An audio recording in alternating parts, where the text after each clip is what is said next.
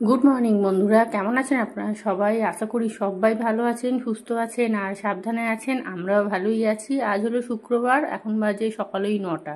এখানে বাথরুমে চলে এসেছি। আজকে দুখানা বিছানার চাদর আছে, তো ভিজিয়ে নেবো।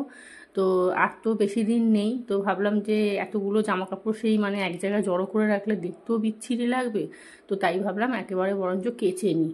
আর মোটামুটি দেখলাম আজকে সকাল থেকে ভালোই রোদ উঠেছে। তো জানি না, আবার তো বলছে পঞ্চমী থেকে প্রচণ্ড বৃষ্টি হবে, কি হবে ভগবান জানে। তো যাই হোক, চলুন এখানে জামা কাপড়গুলো আগে ভিজিয়ে নিই, তারপরে ঘরের সমস্ত টুকটুক করে কাজগুলো করব।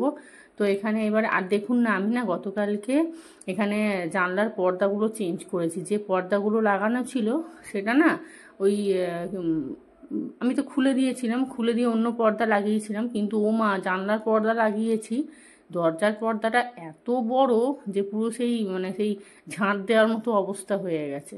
তো এবারে দরজার পর্দা আবার একটা অন্য লাগাবো, আর জানলা দরজা দেখবেন একসাথে একটু মানে এক রঙের লাগালে দেখতে বেশ ভালো লাগে, ম্যাচিং ম্যাচিং।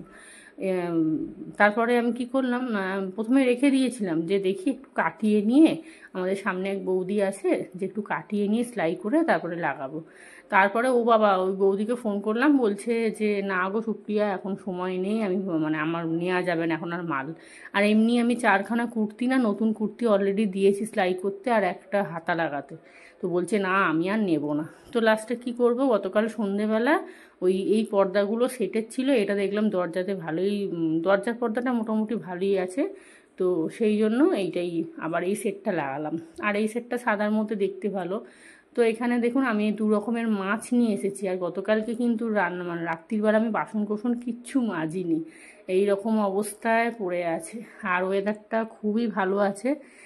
আর দেখুন না, আমি যে গাইনের ডাক্তার দেখিয়েছিলাম, কত ওষুধ দিয়েছে, বাপরে বাপ, কত টাকার ওষুধ। পুজোর সময় মানুষ কেনাকাটা করে, আর এই এত টাকা ডাক্তার দেখাতে আমার না পুরো মানে কি বলবো, এত গায়ে লাগছিল। এক তো ওনার ফিস অনেক, তার উপরে এই এত টাকার ওষুধ দিয়েছে। তো যাই হোক, এই ওষুধগুলো পুরো খেতেই হবে একদম। তো আমি না তাই ভাবছি, একে তাকে মানে হোমিওপ্যাথি ডাক্তারের পিছনে আমার প্রায় 400-500 টাকা চলে গেছে। তো বেকার বেকার সেই তন্ময় বলছে তুমি সেই দেখালে, কিন্তু সেই এতগুলো টাকা বেকার খরচা করে আমরা কিন্তু এরকমই করি দেখবেন। মনে হয় কি যে এই সামনে ডাক্তারটা আছে, একটু দেখিয়ে আসি যদি ভালো হয়ে যায়। এই করতে করতে দেখবেন 100, 200, 300 করে করে প্রায় 500, 700, 1000 টাকা এমনি বেরিয়ে যায়। তো চলুন, এখানে ড্রেসিং টেবিলটার অবস্থাটা খুব খারাপ, একটু ভালো করে ঝাড়াঝুড়ি করে নেবো।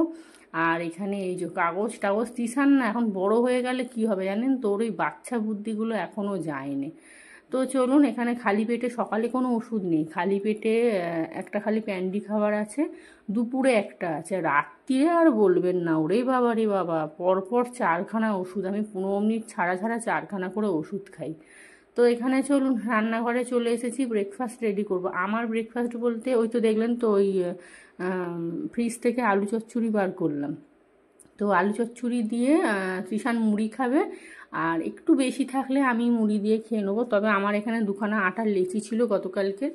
তো ওই গতকালকে তো ইয়ে করেছিলাম, আমার জন্য পরোটা করেছিলাম, কিন্তু আমি একদম গোনাগুনটি 3-4খানা পরোটাই করেছি। তো ওই জন্য পরোটা ছিল না। তো চলুন, এখানে এই যে এইদিকে আমি চা বসিয়ে দিচ্ছি, আর ওদিকে রুটি, এখানে 2টো রুটি আর তার সাথে চা। আর এই যে লম্বু বিস্কুটটা আমি আসার সময় নিয়ে এসেছি, একটা কলমি শাক নিয়ে এসেছি। তো টুকটুক করে একটুখানি বাজার করার ছিল, বাজার করলাম, আর এটিএমে টাকা তুলতে গেছিলাম। আর অনেক দিন পর গোপাল ভাঁড় চালিয়েছি। দেখুন, গোপাল ভাঁড়টা এখন আর দেখাই হয় না। আগে যখন ওই ফ্ল্যাটে ছিলাম অনেক গোপাল ভাঁড় দেখতাম।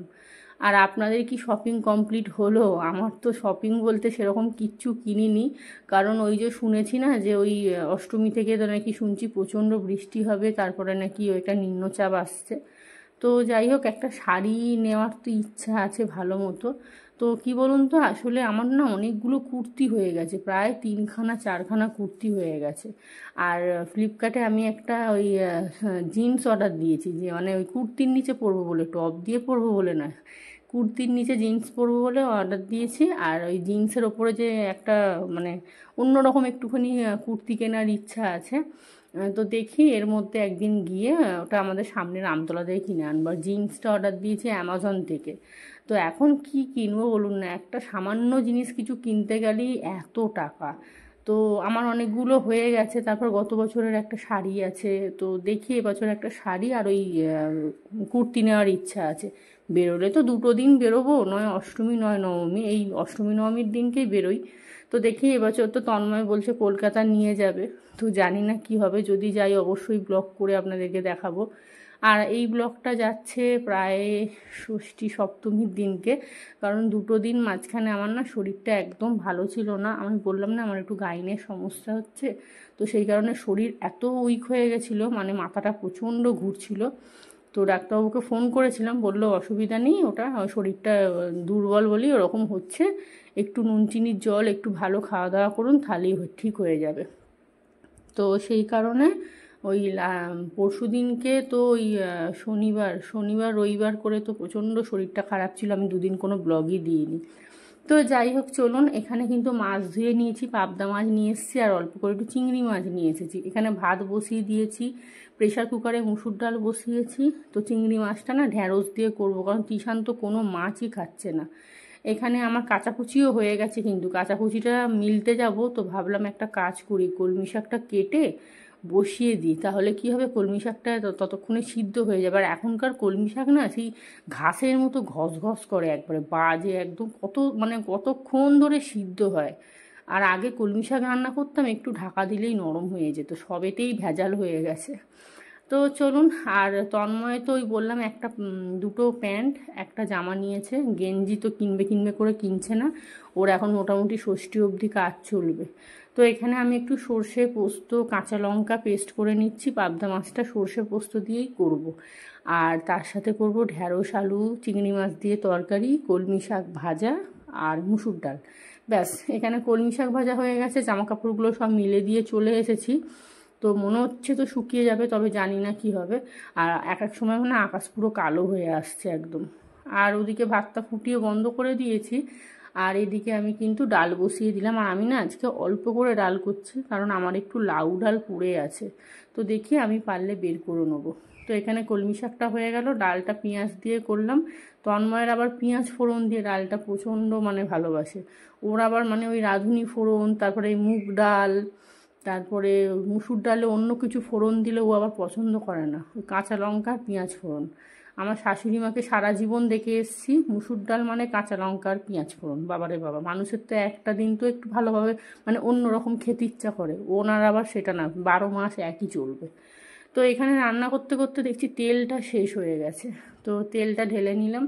আর মোটামুটি আমার ঘর ঝাড়াঝুড়ি সব কিছু কমপ্লিট, খালি মাইক্রো ওভেনের কভারটা একটুখানি সার্ফের জলে ভিজিয়ে দিলে ভালো হতো, আমি ভুলে গেছি একদম, তো দিনে শুকিয়ে যেত। আর এখানে এখন দেখুন না, তেলের প্যাকেটে না কত তেল কমিয়ে দিয়েছে, মানে কি চোর হয়েছে এরা কি জানি আমি, মানে এত দাম বাড়িয়ে দিয়েছে, তার উপরে তেলের প্যাকেটের তেল আরও কমিয়ে দিয়েছে। এমনি তো 800 850 করে তেল থাকে। আর এখানে পাবদা মাছ ভাজতে গেলে এরকম করে এই নাচতে নাচতে পাবদা মাছ ভাজতে হবে, যা ফুটছে ওই দেখুন, বাবারে বাবা, আমার হাতের মধ্যে একটা ছেটকালো না, একদম জ্বলে পুরো খাঁ হয়ে গেল একদম। পাবদা মাছ এত ফুটে না, চোখে মুখে যদি যায় না পুরো চোখ মুখ কানা হয়ে যাবে। এখানে পাবদা মাছ করবো, তেলের মধ্যে কালো জিরে ফোড়ন দিয়েছি, আর এইবারে সর্ষে পোস্ত কাঁচা লঙ্কা। আমি না সর্ষে পোস্তটা ওই অল্প করেই করেছি, মানে যতটা আজকে লাগবে, কারণ ওই ফ্রিজে রাখলে তিতো হয়ে যাচ্ছে, কেন হচ্ছে ভগবান জানে, ফোনে না একদিন দেখবো ইউটিউবে। তো আগে কিন্তু হতো না, এখন কেন হচ্ছে আমি বুঝতে পারছি না, জানেন তো। সর্ষে খারাপ তা তো নয়, 3-4টে দোকান থেকে সর্ষে নিয়ে আসছি, সব দোকানেরই সর্ষে খারাপ, এটা কখনো হতে পারে বলুন তো। কিছু একটা প্রবলেম আমার হচ্ছে, মানে পেস্ট করার সময় কী প্রবলেম হচ্ছে কি জানি। এই যে যতটা লাগবে ততটাই করেছি, আমার যেহেতু মিক্সির বাটিটা ছোট, কোনো অসুবিধা নেই। তো এখানে মাছগুলো ভেজে নিয়েছি, এইবারে খানিকক্ষণ ফুটিয়ে একটু শুকনো শুকনো করে নামিয়ে দেবো। আর আজকে রান্না বান্না করতে না অনেকটা দেরি হয়ে গেল, আজকে কেন জানি না, বললাম না শরীরটা না একদম ভালো না, ওই জন্য না মানে কোনো রকম করে মানে টেনে টুনে শরীরটাকে চালাচ্ছি। এইখানে এই যে পাবদা মাছ সর্ষে পোস্ত দিয়ে, আর এইখানে কলমি শাক ভেজেছি, আর এই হলো রাঁধুনি না পেঁয়াজ ফোড়ন দিয়ে মুসুর ডাল।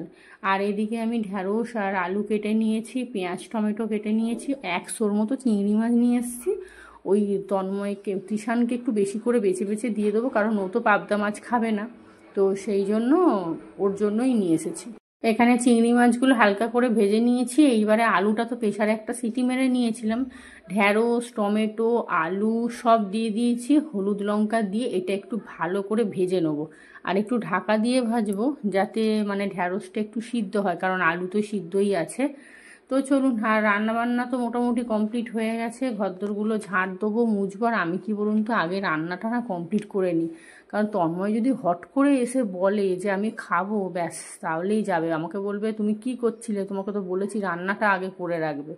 ওই জন্য ঘরদোর মোছা ঝাঁট দেওয়া পরে হবে, আগে আমি রান্না সেরে নিই। এই যে এখানে ঘর ঝাঁট দিয়ে দিয়েছি, আপনাদের বললাম মুছে নিয়েছি। আমার আবার কি জানেন তো, 2-1 দিন হয়ে গেল না ব্লগে আমি সেদিনকে কি করি আমি ভুলে যাই। হ্যাঁ, তো ওই জন্য ভুলে গেছি, এখনও ঘর মোছা হয়নি। এই যে তরকারিটা বসিয়ে দিলাম, রঙটা কিন্তু খুব সুন্দর হয়েছে দেখুন।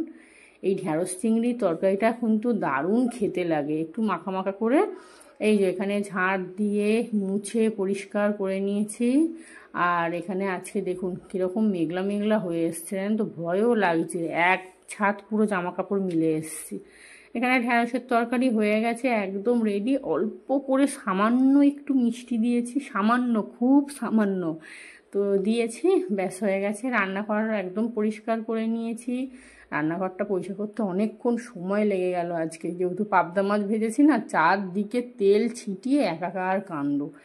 এই যে এখানে বাসনও মেজে নিয়েছি, রান্নাবান্না কমপ্লিট। তন্ময় চলে এসছে জানেন, আমার এখনও স্নান হয়নি, এখন বাজে 1:30। তো চলুন আজকে কি রাজকার্য করেছি আপনাদের দেখাই। হাঁড়িতে ভাত, ওখানে কলমি শাক ভাজা, এই হলো মুসুর ডাল, এই হলো পাবদা মাছ সর্ষে পোস্ত দিয়ে, আর এইখানে আছে ঢ্যাঁড়স আলু চিংড়ি মাছ দিয়ে তরকারি, দারুণ হয়েছে কিন্তু। এখন বাজে বিকেল 4টে, তন্ময় এই সবে বেরোলো আর আমি খেয়ে উঠেছি তখন প্রায় 3:30, কারণ আজকে বাথরুমটা পরিষ্কার করলাম। আমাকে এক বন্ধু বলেছিল যে হারপিক দিয়ে বাথরুম পরিষ্কার করার জন্য, তো মাঝখানে একবার গিয়ে হারপিক ভালো করে মাখিয়ে দিয়ে তারপরে রান্নাবান্না করছিলাম। তো ওটা দেখাইনি, কারণ অনেকে খেতে বসে ভিডিও দেখে, তো তো ঘেন্না পাবে, সেই জন্য আমি আর আজকে বাথরুমটা দেখাইনি। তো যাই হোক, এখন আবার বৃষ্টি শুরু হয়েছে, আধা ঘন্টা হলো। তো কাল থেকে নাকি একটা নিম্নচাপ আছে, পঞ্চমী থেকে নাকি পুরো পুজোটাই নাকি বৃষ্টি হবে, তো জানি না কি হবে। রামতলা গিয়েছিলাম, এই দেখুন এখানে 100 চা পাতা নিয়ে এসেছি, এখানে 100 আমুল দুধ নিয়ে চলে এসেছি, আমুল দুধ না, ওই লুজ দুধ যেটা আর কি, গুঁড়ো দুধ। আর এখানে তন্ময়ের জন্য কফি করেছি, ওকে কফি দিয়ে দিচ্ছি। আর আমি রামতলা গিয়েছিলাম টুকটাক কিছু কেনার জন্য, একটা কুর্তি কিনেছি, একটা কুর্তি, একটা নিউ কাট কিনেছি, তবে সেটা পরের ব্লগে দেখাবো, এই ব্লগটা অনেক বড় হয়ে গেছে। আর আমার না আজকে শরীর একদম ভালো লাগছে না, এত শরীরটা দুর্বল লাগছে যে কি বলবো। আর আমাকে ডাক্তার বলেছে মাঝের মধ্যে গরম দুধ খাবেন, একদম গরম গরম দুধ একটু 1 গ্লাস করে মাঝের মধ্যে, আমার যেহেতু গ্যাস অম্বলের প্রবলেম আছে, তো বলেছে মাঝের মধ্যে 2 দিন ছাড়া পারলে একবার খাবেন। তো দেখি কালকে না অবশ্যই খেতে হবে। এখানে চা পাতা ঢেলে নিলাম, আমার জন্য একটুখানি চা করব, আর তন্ময়কে কফি দিয়ে দিয়েছি। আর রাতে রান্নাবান্না কি হবে এখনও জানি না, তো দেখি, ভাবছি না ভাত বসাবো, কারণ বলছি না শরীরটা একদম ভালো নেই। পুজোর আগে না এরকম ব্যামো ধরে গেল, দেখুন তো। ব্যামো মানে কি, শরীরটা দুর্বল, মানে ভালো লাগছে না, খালি মনে হচ্ছে শুয়ে পড়ি, এইরকম ব্যাপার। তো আজকে রাত্রিরে রান্না বলতে আলু সেদ্ধ, ডিম ডিম পোচ করব, আর ভাত করব। ঘি আছে যা, আমাদের হয়ে যাবে। তন্ময়কে বলো, আমার আর কিছু করতে ইচ্ছা করছে না, বলে তাই করো। তো এখানে দুধ আর চা পাতাটা ঢেলে রাখলাম, নাহলে ওই প্যাকেটের মধ্যে ডেলা পাকিয়ে যাবে। আর কৌটোগুলো সঙ্গে সঙ্গে মেজে রাখি বলে কত সুবিধা, দেখুন ঢালতে পারলাম। আর এখানে তন্ময় কি একটা চানাচুর নিয়ে এসছে আসার সময়, বাবারই কি ঝাল, পুরো একবার ঠোঁট পোট জ্বলে যাবে একদম। ও যা খাচ্ছে না, ওর ভুঁড়ি কোনো দিন কমবে না, ওর ওই চেহারা ওই রকম দাদুর মতোই হয়ে থাকবে। তো চলুন, এখানে ভাত হয়ে গেছে, আলু সিদ্ধ করে নিয়েছি, রান্নাঘর সব পরিষ্কার করে বাসন কোসন মাজলাম। আসার সময় অনেকগুলো ডিম নিয়ে এসেছি, আর কি কিনেছি আপনাদেরকে দেখাতে পারলাম না আজকে, আর ভালো লাগছে না।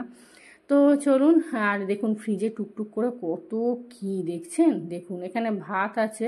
আমি এই ভাতটা না মাইক্রোওভেনে গরম করে নেবো, কারণ ভাত তো কোনো অবস্থাতেই ফেলবো না, চালের যা দাম, ওরে বাবারে বাবা। তো চলুন খাওয়া দাওয়া করবো। আর আজকে রাত্রিরে খাবারটা কিন্তু খুব সুন্দর, ভাত আলু সেদ্ধ ডিম পোচ, আর তার সাথে ঘি, গরম ভাতে ঘি। তো চলুন, এই যে এখানে খাবার নিয়ে নিয়েছি, আমার আবার এতগুলো ওষুধ খাবার আছে না, এখন কিন্তু প্রায় 10টা বাজে। তো ভিডিওটাও এখানেই শেষ করি। আপনারা সবাই ভালো থাকবেন, সুস্থ থাকবেন, সাবধানে থাকবেন। আমার চ্যানেলটা প্লিজ সাবস্ক্রাইব করে দেবেন, আর কমেন্ট করে জানাবেন ভিডিওগুলো কেমন লাগছে, ভালো লাগলে লাইক করবেন।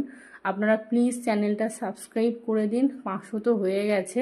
তো যদি আমার ভিডিও ভালো লাগে তো চলুন, সবাই খুব ভালো থাকবেন, খুব ভালোভাবে পুজো কাটান, ঘুরুন, খুব আনন্দ করুন আর সাবধানে থাকুন। তো চলুন, আজকের মতো সবাইকে টাটা।